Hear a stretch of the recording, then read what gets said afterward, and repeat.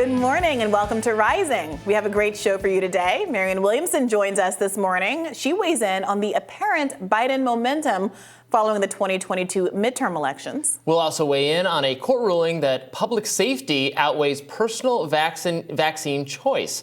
But first, a comic book about a border agent who hunts down fentanyl dealers is getting canceled. According to the author Mike Barron, the private American was removed from Kickstarter, and the comic's Twitter account was also suspended. Even in Elon Musk's regime. Here he is on Fox and Friends talking about what inspired the story.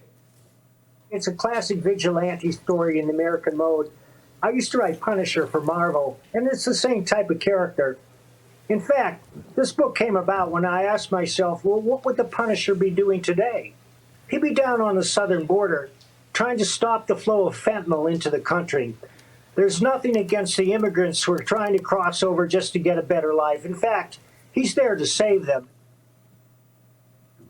According to Barron, his comic was canceled following an article published on the Daily Kos, which called it racist. The piece also urged anyone offended by the work to contact Kickstarter. So, look, I don't think his comic should be taken off of Kickstarter.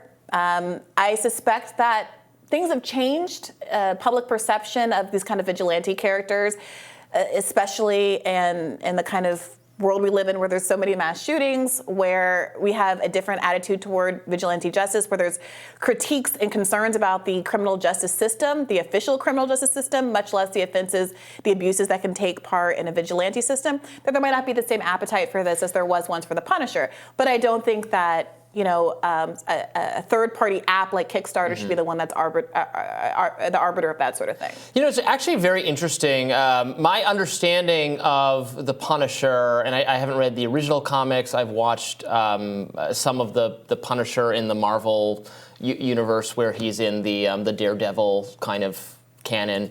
And I understand the character is very popular with police. Yes. And in fact, one of the Uvalde police officers had a Punisher logo on his screen. But that's very interesting because I'm recalling from both Daredevil and I think from what's in the comics that the Punisher is not a particularly pro-police character. Not only does he work outside the law, but he kills a lot of police officers. Like, he's very antagonistic to the police, both because he thinks they're corrupt, and I think he has a specific backstory where police like killed people close to him. So I could actually see him in a different universe. He would be like a left hero, but for some reason, police think the character is cool, even though he's like very much about how police are bad. I'm not familiar enough with the character to say. It's kind of interesting. But look, I think. But and I think that's the thrust of this new character too. Getting the job done that the law enforcement won't do. That is in some ways, even if you think his methods are bad or what he's doing is bad, is itself a critique of law enforcement. Sure. I mean, look. There has been a lot of conversation, a lot of emphasis on due process on the right. We've seen people talk a lot about how they felt like Brett Kavanaugh didn't get due process, that a lot of Me Too people were tried in the court of public opinion, and there has not been sufficient due process. Now, it's a legal term that isn't very well applied to these kind of social judgments that get made. Regardless, I appreciate that interest. It is an important right. And that's exactly why I think some folks have some concerns with vigilante characters.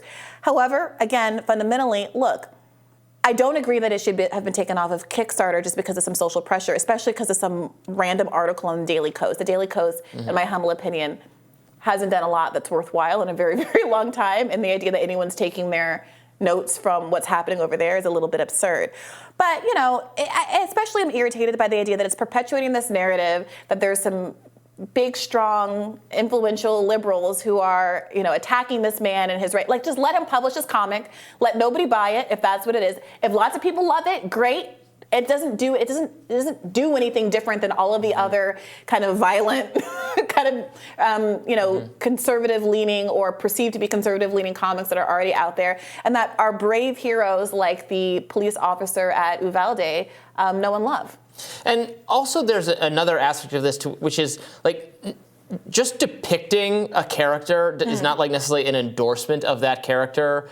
In other comic book characters like Watchmen, like many of the characters are meant to be like they're vigilante behavior is meant to be seen as bad, like just depicting it. And they think of themselves as heroes, but you're not supposed to perceive them that way. I don't know that would be the case here. Sure, that'd be interesting to follow up and look into. Vigilantes are an interesting character archetype throughout fiction and TV and movies. I think they're very interesting. Like how they're portrayed, like when they're seen as vigilante hero. Batman's a vigilante. Right, so many superheroes are vigilante. Did you watch 24?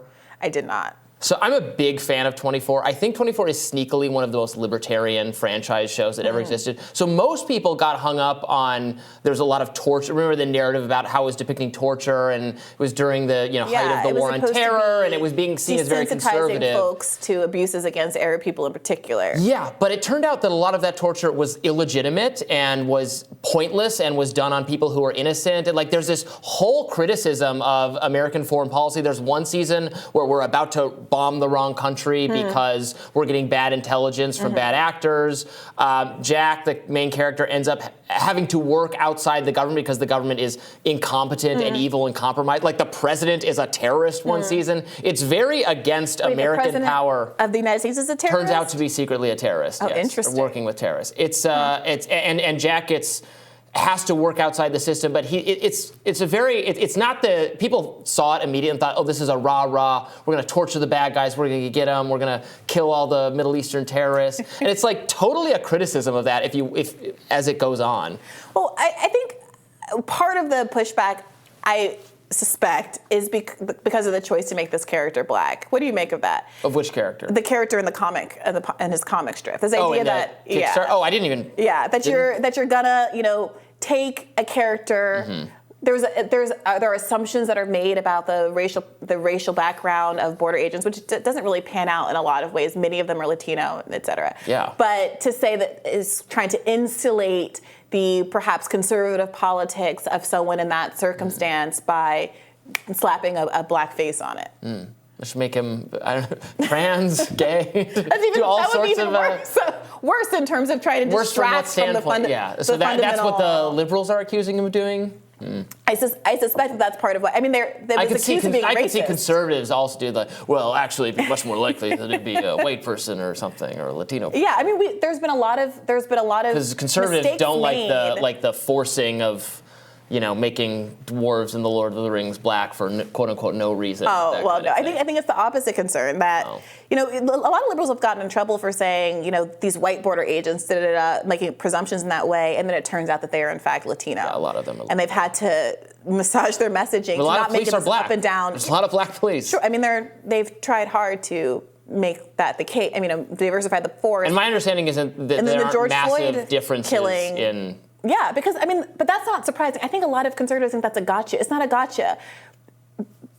The people, it's the value of the life of the person that's killed that is diminished in the eyes of everyone in our society because we're all raised in the same society. And we all are internalize those biases. When you take those now discredited, I understand, I hear you, Jesse Singal, in my ear, but those now discredited racial preference tests, black people fail them as well. I had to take it 4 times before I could get myself to have a preference for black people. So it's societal. It's not surprising. We saw with the demographic makeup, the diverse demographic makeup of the people who killed George Floyd were. So I'm glad you're hearing Jesse Singal in your head too. I thought I was just crazy. All right. I thought it was just me. More Rising for you right after this.